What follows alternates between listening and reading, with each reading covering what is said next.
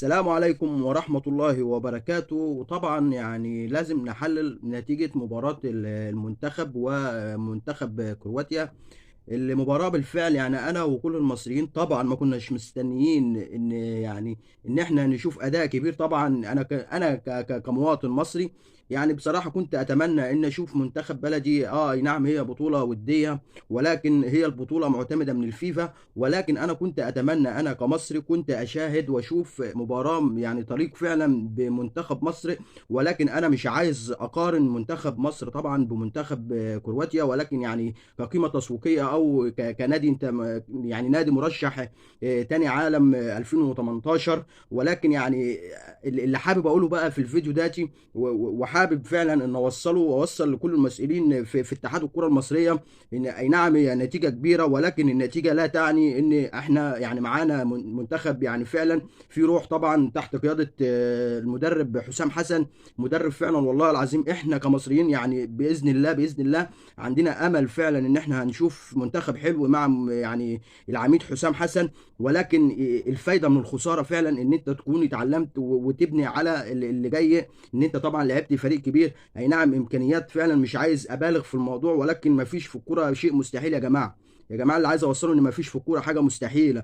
انت هنا بتلعب 11 لاعب وهنا بيلعب 11 لاعب، ولكن واحد هيقول لي بس فرق فعلا في، يعني هي فعلا يعني ده منتخب وده منتخب. اي نعم الاحتكاك كان قوي فعلا فعلا فعلا منتخب كرواتيا، ولكن بيضم عناصر يعني حلوه، يعني عناصر كبيره وبتلعب في انديات فعلا عالميه وانديات كبيره. ولكن يعني انا اللي عايز اوصله واقول ان الحمد لله ان النتيجه يعني وصلت لحد 4-2 حلوه جدا.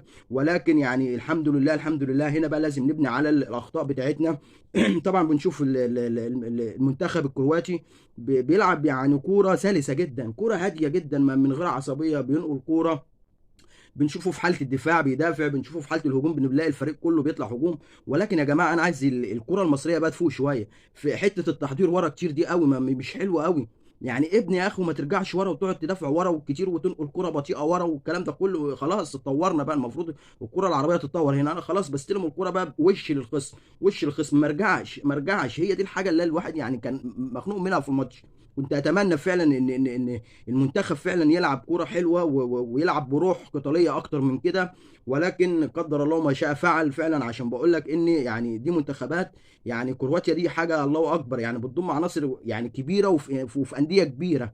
يعني يعني لوكا مودريتش، انت بتتكلم في ريال مدريد وكتير كتير كتير كتير. ولكن الحمد لله وقدر الله ما شاء فعل عن النتيجه. اتمنى باذن الله الفتره الجايه لسه يعني الكابتن حسام حسن قال لك انا لسه بجرب قماشه وبقرر وبقدم لسه وجوه لسه اول مره.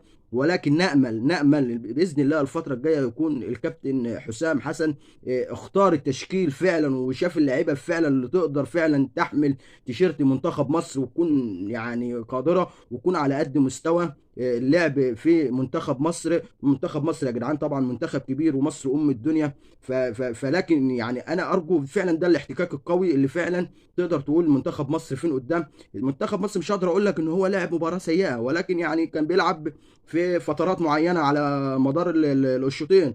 ولكن يعني خلاص انت بتتكلم امكانيات سيكا، مش يعني مش ده ما يقللش فعلا من منتخب مصر. ولكن انت بتتكلم في قيمه تسويقيه وقيمه عالميه يعني مش عايز اخش معاك في جدل كتير في الحته دي. ولكن الحمد لله باذن الله كلنا متوسمين خير باذن الله في القادم مع العميد حسام حسن باذن الله وابراهيم حسن. ان شاء الله نشوف منتخب. وعجبتني لقطه حلوه قوي قوي قوي قوي النهارده بعد المباراه بحسام حسن لما جمع الفريق، وفعلا الحاجات دي كانت غايبه عن المنتخب كتيره قوي قوي قوي قوي.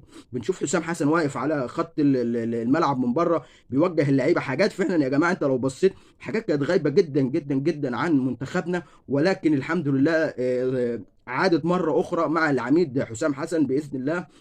ان شاء الله باذن الله الكابتن حسام حسن يشوف القماشه اللي فعلا تصلح لمنتخب مصر باذن الله الفتره الجايه. والحمد لله وقدر الله ما شاء فعل. ودي كانت اخر نهايه الحلقه، بس كنت حابب اوضح الصوره بشكل عام. ولكن الحمد لله وقدر الله ما شاء فعل. في نهايه الحلقه ما تنساش تصلي على النبي وتدعي لاخواتنا في فلسطين، يا رب ينصرهم على اللي هم فيه وينصرهم على اعدائهم يا رب العالمين. والسلام عليكم ورحمة الله وبركاته.